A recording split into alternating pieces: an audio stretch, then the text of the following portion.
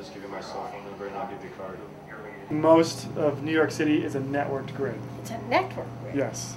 So as opposed to when you go out to Long Island or you know, pretty much probably 95% of the country, you'll have you know, power poles. If you go down the street, if one power pole gets knocked out, it knocks out the whole street. That's radial. In New York City, we have a networked grid so that you have 3 overlapping grids, so that if you have a problem in one area, a network protector can open up and stop a short circuit, and the other 2 parts of the network can continue to feed all the other buildings. So it's redundant, they call it, and it's very reliable actually, but it presents problems for backfed power because those network protectors sense backfed current as a short circuit, or at least this is what we're being told. And until somebody can do a study on the grid and prove that that's the case or not the case, we're going to be left with not knowing. And right now, not knowing means Con Ed doesn't allow us to backfeed the grid on commercial systems. The backfeed panel just means if you make more energy than you use, that you get paid for. Correct. That's Right. backfeed. Yes, Like, and you it's going can. backwards. So that's regardless of net metering or not. It's just being grid tied in itself. So that if you're sending back any energy at all, regardless of what that price is, then you're going to cause a problem on the grid. And so at the moment you have to put in a reverse relay, which are extremely expensive. I suppose up to like 15,000 and more, which again is the problem of killing a lot of potential projects. So is each solar installation in New York City has to add a $15,000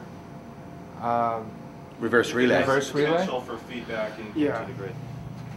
Which is all over New York City. It's determined by your 7-day-a-week usage. So if you have a facility that's always more than 50 kilowatts of usage, and you can prove that, then you could put in, say, a 45 kilowatt solar array and probably not need a reverse power relay. But then you're left with only finding customers that use so much power all the time that you'll never net meter. So it cuts your customer base down by probably 90%. But generally, though, I mean, the roof space available, that's usually not an issue because you have less roof space available than they're using for their electricity. Well, a lot of warehouses, for example, wouldn't have an enormous amount of load, and certainly we may not have a 7 days a week load, and now they're completely stricken out. That's definitely true. Right. If you have refrigeration and things like that, that's great. If you have a condo or a co-op, a 15-story co-op or condo, you'll never have to worry about 50 kW feeding back into the system. Right. And I think once we get net metering passed on a statewide level, even if the condo co-op, you're only feeding that common meter, you could potentially, I'm guessing, spin that meter backwards, and then Con Edison will be comfortable that excess energy actually won't get to the street. It'll go back forwards through everybody else's meter in the building. So I think that's going to be a nice market when we get net metering on a commercial level. The market that's going to suffer. So condo is considered a commercial building? Well, common area public light and power meters are non-residential meters, so they're not eligible for net metering. The places where it's going to really be a problem is like Acme Metal Cap over in Woodside, Queens. We put a 40 kilowatt system there. During the week, their peak usage is up around 300 kW. On the weekend, it drops to like 10 kW.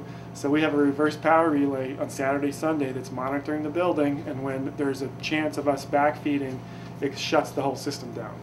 Because it's not like Con Edison wants to not pay you for the electricity. They don't want your electricity on the grid in substantial amounts. It's jbing at newenergyoptions.com.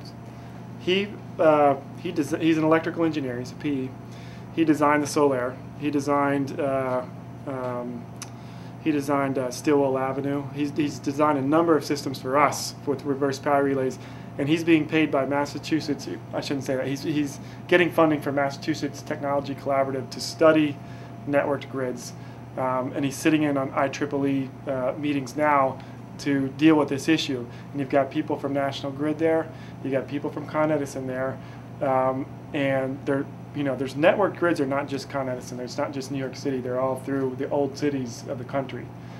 So they're trying to figure out not only for solar PV, but also other distributed generation resources, whether or not they can backfeed the grid. And from what I'm gathering, from what's coming out of those IEEE meetings, it may not be possible. I mean, it may not be allowed. Like equipment, the CTs and everything that you would have in a normal installation. But again, I'm limited once I get past the the bus bar and onto Con Ed's grid, I don't know what they know. And unless you have a utility engineer helping out and doing a third-party study. Don't network protectors have a lifespan? I'm sure they do, yes. So it seems to me that what you're probably saying half is, of them are failed out there already. Well, yeah, I didn't want to go there. What I wanted to go is wouldn't Con Ed like the fact that here we're giving you brand new, updated, highly technological network protectors. Right. You know, and basically we'll fund it from, you know, whatever. Sure. You know, from Entergy's. That's a great idea. I don't think we can fight Con Edison, and I don't think we should. They're too entrenched. They're too important to the city. They are the city, so we need to get them on our side somehow.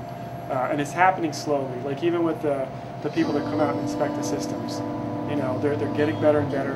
The response is better. The show was we can't afford to have a slip up, you know, because it's the industry. Everybody's gonna be like, look at that, you know, these guys are terrible. So we can't afford to have a slip up, but at the same time, we can't be like crushed by, you know, just fear, I guess, and extra layers of cost. But I think the city, and this is something for they should have one inspector or one inspector in every borough. We just said there were 75 systems installed in the last, you know, 3 or 4 years.